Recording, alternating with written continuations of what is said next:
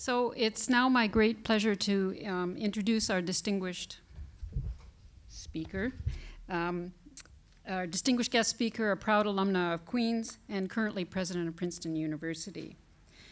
As you've heard, Dr. Tilghman has just received the very prestigious Henry G. Friesen International Prize in Health Research at a ceremony in Ottawa on Wednesday. This prize recognizes Dr. Tilghman's pioneering research in molecular genetics and her national leadership on behalf of women in science and her promotional efforts to make the early careers of young scientists as meaningful and productive as possible.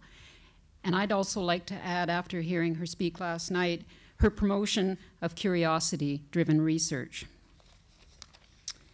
This award is awarded annually by the Friends of CIHR, as you've heard, and the Canadian Academy of Health Sciences, both of whom are represented here today, as you know.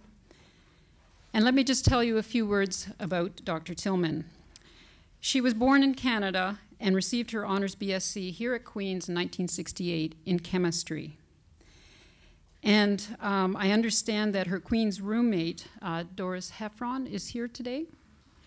And hello. And I was delighted to learn that you two have continued a friendship since you were here at Queen's many years ago. And it struck a particularly sympathetic chord with me because I am still very good friends with my roommate from first year Morris Hall in 1972. I also listened with great interest yesterday evening about a particular anecdote of Dr. Tilghman's about her time in the chemistry department during one fateful summer in Saul Wolf's lab. We had that shared experience. Not only did I also spend a summer in Saul Wolf's lab, I also worked on hydropenicillin with bacterial plates at 30 degrees. Unfortunately, unlike you, I didn't have a eureka moment, and I have no publication to show for that effort. But when I came back here as a faculty member after the NIH, Saul Wolf was a very important mentor to me. So after teaching secondary school in West Africa, Dr. Tilghman received her PhD in biochemistry from Temple University in Philadelphia. So perhaps you're also like me in that I started in chemistry. I didn't have the eureka moment. Quantum mechanics defeated me, so I sidestepped to biochemistry as well. Anyways, during her postdoctoral studies at the NIH, again a shared experience, but I didn't have this experience. Dr. Tilghman made a number of groundbreaking discoveries while participating in the cloning of the first mammalian gene. Now, many of us just take for granted, particularly those of you born in the last couple of decades, like, hey, we sequenced the whole genome, what's the big deal? You cannot imagine how momentous this was to clone the first mammalian gene. It really was a watershed moment in science. So Dr. Tilghman continued to make scientific breakthroughs as an independent investigator during her scientific career at the Institute for Cancer Research in Philadelphia. And then she served on the Princeton faculty for 15 years as a world-renowned scholar and leader in the field of molecular biology and an exceptional teacher. In 2001, she was elected the Princeton University's 19th president, and in 2002, Queen's recognized Dr. Tilghman with an honorary doctorate of science. And now we're really delighted to have you back here on campus again. So in a moment, she's going to speak to us about a subject which she has strong views and much experience, the gender gap that still exists in science and technology. Following Dr. Tilghman's address, we'll hear some reflections on this critical topic from the Associate Dean of the School of Graduate Studies and Research, School of Graduate Studies, and Professor of Chemical Engineering, Kim McCauley.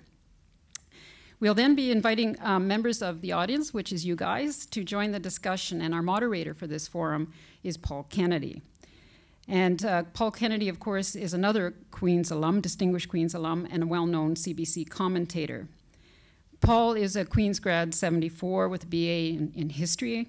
And after that, he received his Master's of Letters at the University of Edinburgh. And I'd like to hear about the pubs in Edinburgh sometime. And then after that, did some postgraduate work again at that institution down the highway, where he studied with Marshall McLuhan. He's a well-known veteran broadcaster, award-winning documentarist, and as you've heard, is best known as the host of the CBC program Ideas. So now I'm very pleased to invite Dr. Tilghman to address this forum on the topic, Bridging the Gender Gap in Science and Technology. Shirley.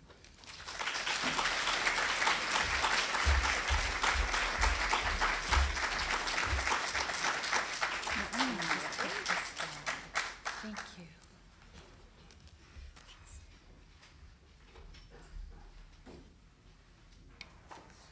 There. Good morning, everyone. It is such a, well, we'll try that again. Good morning, everyone. Good morning. All right, good. It is such a pleasure to be here at Queen's once again. Although I will say I feel, looking out in the audience, as though my life is passing in front of me. I hope this does not predict a heart attack anytime soon, but with Bill Cannon, who lived down the street from me in Winnipeg, and we went to the same junior high school, then we went to the same high school together in the same class throughout all of that period. And Doris Heffron, who was my roommate here at Queen's, who is a distinguished author whose most recent book, City Wolf, can be purchased at Chapters or can be ordered on Amazon.com. So this does indeed feel like an extraordinary homecoming for me, and I couldn't be more pleased to be here. It seems like just yesterday, although in truth it was 46 years ago, that I first stepped on this beautiful campus, a prairie girl from Winnipeg, almost beside myself with excitement and anticipation. And Queen's did not disappoint. The next 4 years were transformative for me and go a long way to explaining why I became a scientist. At Queen's, I had the benefit of faculty, particularly, as Susan said, in the chemistry department, who took me seriously as a budding scientist and who gave me challenging projects to cut my teeth on. Professor Saul Wolf, as Susan just said, an important person who we had in common, provided me with my first research experience as a second-year student, which by luck, more than ability, turned into a significant discovery of a new pathway for the synthesis of penicillin de novo, a patent, and my first scientific publication. As I told an audience in Ottawa on Wednesday, after that experience, I could not have been a scientist. Professors Alfred Norris and Walter Zarek tutored me through research opportunities in my third and fourth years, which, while perhaps less successful, taught me about the need for optimism and perseverance in science. But perhaps the greatest gift I received came from Professor Wally Breck, surely one of the kindest and most beloved professors at the time, who sat me down in my fourth year and told me that I was not destined to be a great chemist. He was right, and I knew it. This was one of the most courageous and generous things a teacher can do for a student. For that conversation eventually led me to molecular biology, which turned out to be a much better fit for my talents. Now, as Susan said, this is the second of 2 lectures associated with the Friesen International Prize in Health Research, which was established by the Friends of Canadian Institutes of Health Research and the Canadian Academy of Health Sciences in honor of Henry G. Friesen, a truly remarkable man who I had not met until this week. And as I have said on numerous occasions over the week, that I read his biography on the web and after I knew I was receiving this award, and was very honored to actually be receiving an award in his name. But after having the chance to meet him over the last several days, the sense of honor has really been tripled. He is simply a remarkable man and a great Canadian. Now, when I asked your principal and vice chancellor, Daniel Wolf, if there was a topic he would like me to speak about today, he hit upon one that has been a passion of mine for many years: the advancement of women in science, engineering, and mathematics. Now, there is something fitting about delivering such a lecture here at Queen's, where my own career began. I've been asked many times if I experienced episodes of overt discrimination during my formative years in university or graduate school in the 1960s and the 1970s, clearly expecting that I would regale the listener with horror stories of victimization at the hands of male chauvinists. Interestingly, I'm convinced that one of the reasons I persisted in believing I could and would be a scientist was that no one ever told me otherwise. Wally Brecht did not tell me I couldn't be a scientist. He told me I shouldn't be a chemist. But from my father, who told me I could do anything I set my mind to my professors who were always supportive here at Queen's, to my postgraduate mentors who strengthened my resolve and thickened my skin, no one ever suggested that I was on the right track. But let me be clear.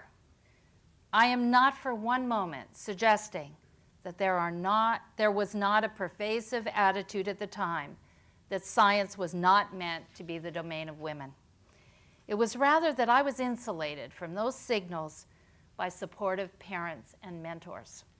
So I'm twice grateful to Queen's for both the splendid quality of the education that I received and the self-confidence that it instilled in me that I was indeed on the right track.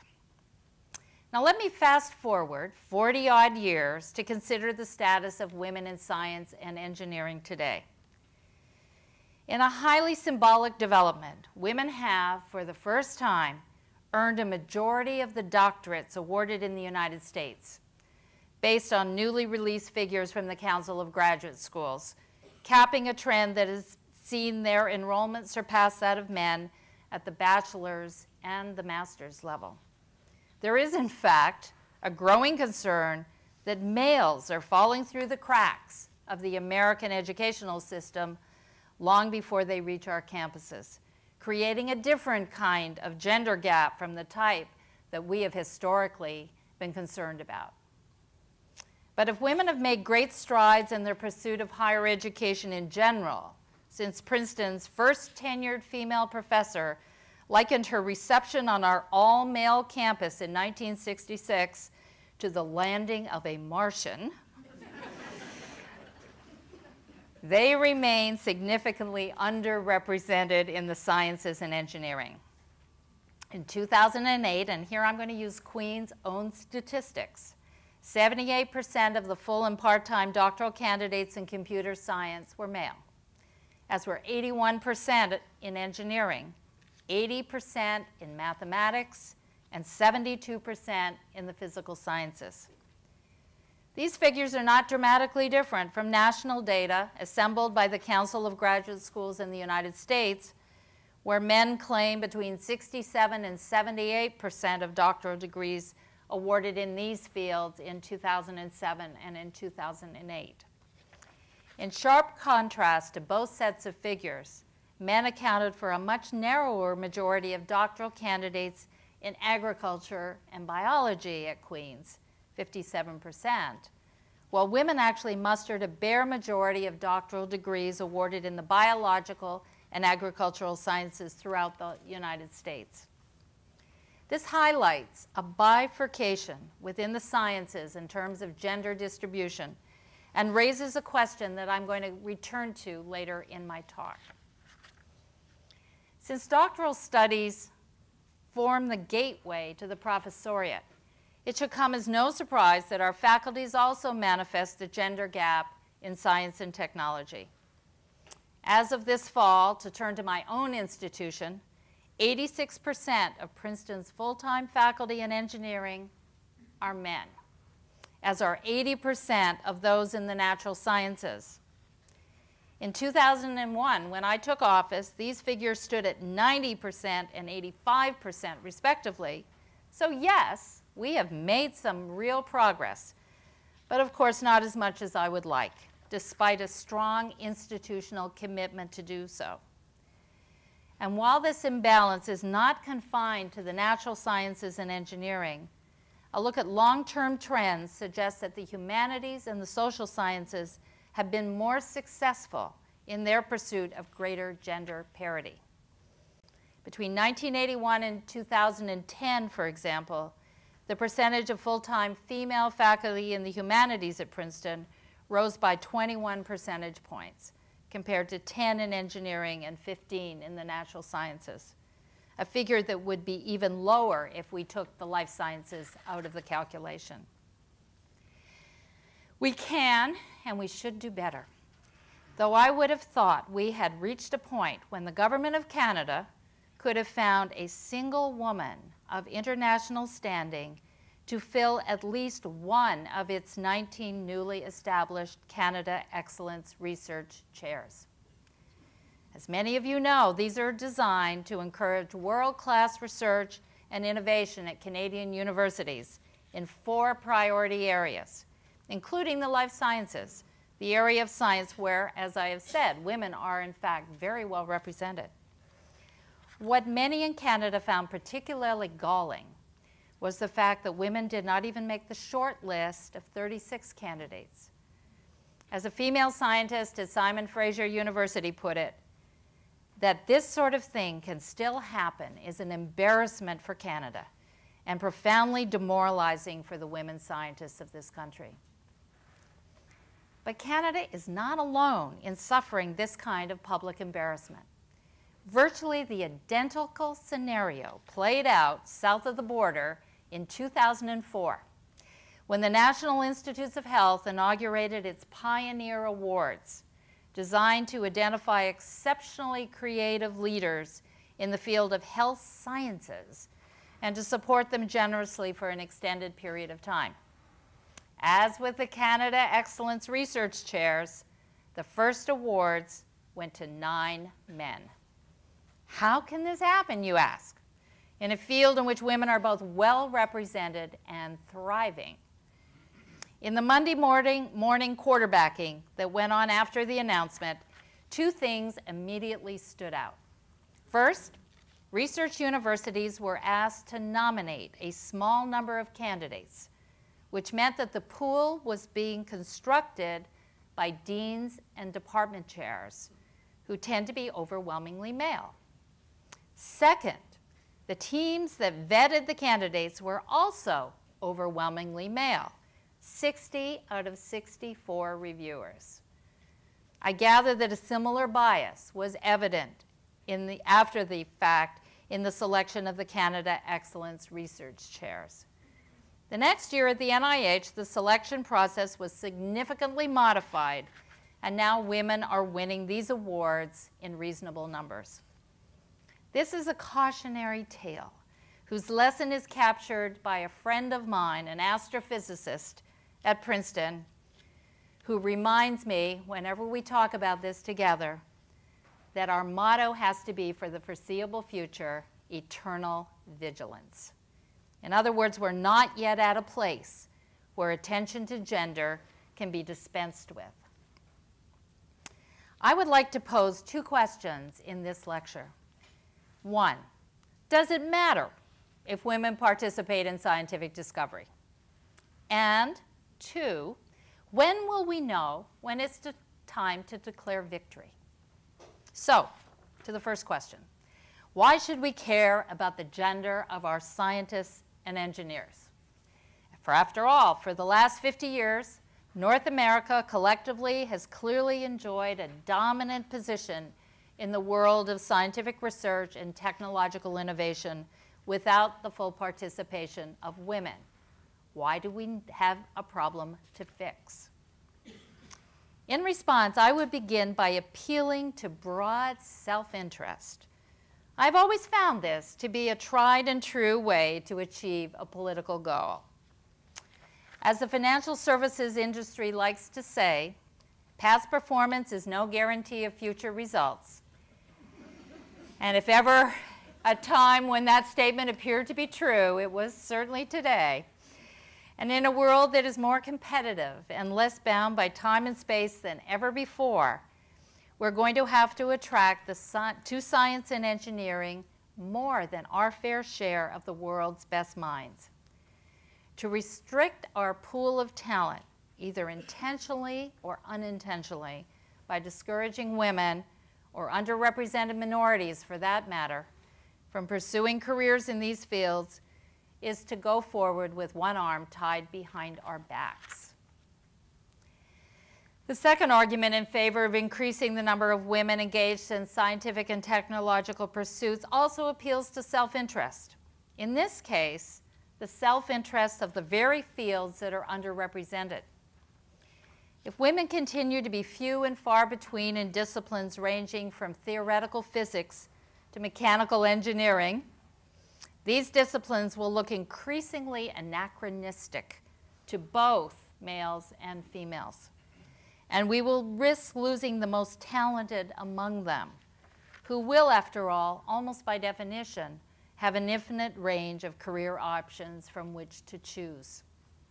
As law, medical, and business schools reach gender parity in their student bodies, our nation's science departments and engineering schools will become increasingly unattractive vis-a-vis those fields. Third, it's fundamentally unjust for a profession to deliberately exclude, whether by sins of commission or omission, a significant proportion of the population on the basis of gender. For every girl who dreams of becoming a scientist or an engineer, we have an obligation to do everything we can to ensure that her chances rest on her abilities and her determination, just as they do for her male counterparts. It's not sufficient for educational institutions or any of us to accept the status quo, invoke historical explanations for the situation, or bemoan the difficulty of changing cultural norms. As Pogo famously said, "I've seen the enemy, and he is us." The last argument I would like to put forth for expanding the ranks of women in science and engineering leads into the second question I posed this morning. It's been my experience that the scientific interests of women are not always completely coincident with those of their male counterparts. I'm not suggesting that women conduct scientific inquiry differently from men. The scientific method is, after all, universal. But I've been struck by how often the problems that intrigue women are not always the same as those that attract men. Take, for example, one of the most distinguished scientists in the United States, in fact the world, and a recipient of last year's Nobel Prize in Medicine, Elizabeth Blackburn, from the University of California, San Francisco. She was working on an obscure organism called Tetrahymena, better known to non-biologists as pond scum. And this was in the 1990s. She had a compelling reason to do so. These ciliated protozoa have a lot of very small chromosomes, and thus a lot of chromosome ends in their genome. And that was what Dr. Blackburn was interested in studying. At the time, very few people worked on Tetrahymena. The field was considered a backwater, no pun intended. You could just imagine what a cocktail party conversation stopper it would be to announce that you work on pond scum. Thanks to her willingness to go where others would not, she made a major discovery, namely how the structures at the ends of chromosomes are synthesized, and not just in Tetrahymena, but in you and me as well. It is stories like this that persuade me that by encouraging women to embrace a life in science, we will very likely increase the range of problems under investigation and the way we go about those problems, thereby broadening and strengthening the entire scientific enterprise. So if you're persuaded that we have good reasons to bridge the gender gap in science and technology, we need to determine why this gap exists, and in the process, what we should be doing to achieve a different outcome. Let me begin with something on which there is wide agreement, namely the sociocultural forces that have historically led to women's underrepresentation in the sciences. These are long-standing, insidious, and as I have suggested, in no one's interest to perpetuate. They have their roots in childhood, when boys and girls confront dissimilar parental, scholastic, and societal opportunities, and most importantly, expectations. Social psychologists have exhaustively documented the disparate experiences of males and females pursuing studies in male-dominated disciplines, particularly in fields where there is a pervasive assumption that women are less able. The existence of such assumptions can lead to stereotype threat, a phenomenon originally identified by Claude Steele of Columbia University and his colleagues, in which targets of stereotypes perform less well when they are reminded of the possibility that their performance may confirm a negative stereotype about a group to which they belong. In one study, for example, women perform more poorly on a math test in the presence of men than they did when the men were absent from the room. And this deficit actually grew as the number of men increased. Men, in contrast, were completely unaffected by the number of women in the room. Unfortunately, studies went on to show that the women most likely to be adversely affected by those with were those with the greatest ability, precisely because they were the most intent on disproving the negative stereotype. This may help to explain why the gap between male and female scores on a widely used measure of American scholastic aptitude, the SAT score, is largest in the most gifted population. It also explains why single-sex institutions have produced a disproportionate number of female scientists and engineers in the past. I came face to face with just how enduring sociocultural stereotypes can be early in my tenure as president of Princeton, when I appointed a number of women to senior positions. I'd also appointed an even larger number of male administrators, and in every instance, I chose the person I believed to be the best person for the job. However, this was not the view of some observers who saw in my female appointments the 21st century equivalent of John Knox's monstrous regiment of women. To quote one letter from the Princeton Alumni Weekly, "We now have a lady president and a lady second in command. To save time, I recommend that the trustees promptly convert Princeton to a single-sex female university and be done with it." Another writer, just in case you thought he was an isolated incident, helpfully suggested that we change the name of his alma mater to Princetonia University.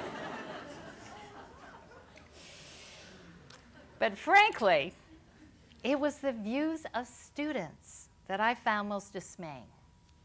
At the time of the appointment of Janet Rappley as Dean of Admission in 2003, Princeton's student newspaper, the Daily Princetonian, reported that 44% of students thought gender was a factor in her selection. 32%, a third, did not think so, and 22% were totally confused and undecided.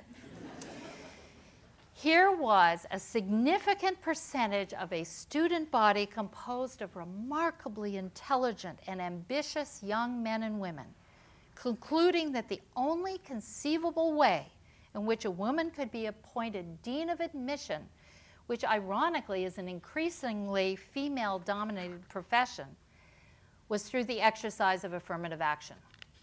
The reason? Fewer women were being appointed to comparable positions at Yale and Harvard, who we also, by the way, Susan, refer to as those institutions north of us. I'm glad to see that some academic traditions are universal.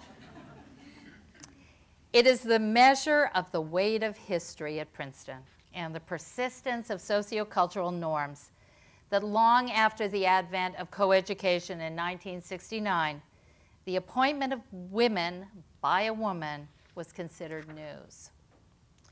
The lesson I take away from this episode is the profound impact of sociocultural images, whether of a university administrator or a successful scientist and engineer. These stereotypes are as powerful in the mind of a 13-year-old as they are in the mind of a reviewer of a grant panel, and they need to be challenged wherever they raise their ugly heads. Indeed, inattention can all too often lead to reversals in hard-won progress. This brings me to a very practical challenge that women face in crafting a successful career in the sciences and engineering, and indeed in every field. At the risk of stating the obvious, biology has determined that it is women, not men, who bear children. And 40 years after the consciousness raising ignited by the feminist movement, women continue to shoulder the primary responsibility of raising children and taking care of the elderly. In a survey that was conducted at Princeton 8 years ago, we found a widespread sentiment among men and women, from junior faculty to department chairs, that it is very difficult for women to succeed professionally in science and engineering while raising children. This notion is reinforced by national surveys, including one by the American Chemical Society, that have documented a very significant disparity in how women and men perceive the difficulty of balancing work and family in their careers, with women listing it as one of their major challenges and men reporting that it plays little role in their professional lives. It is more difficult to have a career as a woman and raise a family at the same time. There is no point denying this. Some sacrifices are unavoidable. There are books that will remain unread, creative and athletic pursuits that will go unrealized, and friendships that will receive less attention than they deserve. And there will always be those late nights and early mornings. My most inventive coping mechanism as a young mother, actually, if truth be told, I was quite an old mother, involved my love of the Sunday edition of the New York Times. In my desperation for a tranquil moment on Sunday to read the paper, I used to place my toddlers, who were 2 years apart, in the car and drive aimlessly until the motion put them to sleep. As soon as they were both asleep, I would stop, no matter where we were, and read the paper. And I often wondered what people thought of me as I huddled in the car in the middle of winter with the motor going to keep, the vibration keeping them asleep, frantically trying to get through the next section before my children woke up. It seems to me that there are two possible remedies for overcoming the difference in the ways that men and women approach their parenting roles. First, we can hope for a utopian future in which men and women share parental responsibilities equally. In fact, my utopian version of this would be to have the world eventually fall into two very distinct categories: those who want to work outside the home and those who want to stay home and take care of children. Half of the first category would be men, half of the second category would be men, and you would only be allowed to marry someone from the other category. So, as you can see, I have an authoritarian streak in me that can be dangerous as a university president. Utopia is unlikely. I would argue we have come a considerable distance, however, down the path, in that I see young men taking their parenting responsibilities far more seriously than was the case in the past. But I doubt we will ever reach the utopian goal and actually for quite a compelling scientific reason. I studied a set of very unusual genes that control the allocation of maternal resources that are delivered to fetuses and newborns, genes whose expression was determined by the parent from whom the genes were inherited. Some of these genes controlled the number of neurons in the brain that produce the neuropeptide hormones oxytocin and vasopressin. These hormones, in turn, control maternal behavior and are found at much higher concentrations in female brains of all mammals.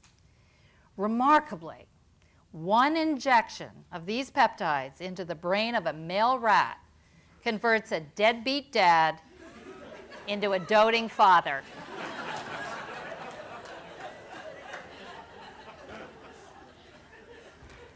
For years, I told my daughter that I would gauge the suitability of a prospective husband by assaying not his bank account, but the level of oxytocin in his circulation.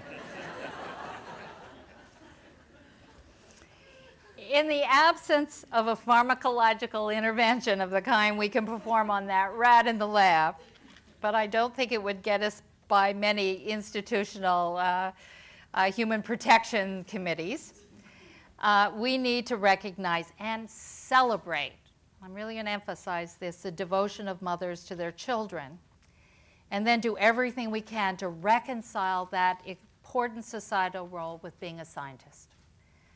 I firmly believe that universities can and should lead the way, for we have certain advantages, including much more flexible work schedules than investment banks or law firms. The first step, to paraphrase the American political strategist James Carville, is to recognize it's daycare stupid. Daycare that is of high quality, accessible, and affordable. When we asked our faculty what Princeton could do to improve the environment for its current and future female faculty, the second most frequent response after hiring more women was to improve the state of daycare. Quality child care that is close to the workplace, responsive to the constraints of workday schedules and emergencies, and within the reach of a family's budget is tangible evidence and a powerful symbol that an institution understands the complex lives of its students, faculty, and staff. To provide support when daycare won't work, we've instituted a program in which a phone call at 7 a.m. will bring to your home within an hour a certified caregiver who is able to do everything from sit with your sick child to wait for the Maytag repairman. That is one of the most popular benefits programs that we have at Princeton. We have also offered one-year tenure extensions for each child and workload relief to new parents, male and female. And we discovered that men tended to take advantage of the tenure extension more often than women, who were afraid that requesting the extra year would be interpreted as a sign of weakness or a lack of confidence. To overcome this problem, we've changed the policy so that the extension is granted automatically. The tenure review process itself needs to be carefully monitored to ensure that it is truly rewarding excellence and not volume. We need to be wary of the numbers game. So many articles, so many citations, and so many dollars generated by such and such an age, and weigh the true quality of the work produced by our faculty, male and female alike. Finally, we need to recognize and celebrate highly accomplished female scientists and engineers who've successfully balanced the demands of motherhood and professional advancement and have shown that it is possible. Women like Carol Greider, a brilliant molecular biologist at Johns Hopkins University and a protege of Liz Blackburn, with whom she shared the Nobel Prize in Medicine last year. Carol has 2 young children, and it is, I think, significant that the first question she fielded in an interview with the New York Times was this: is it true you were doing laundry when you got that early morning call from Stockholm?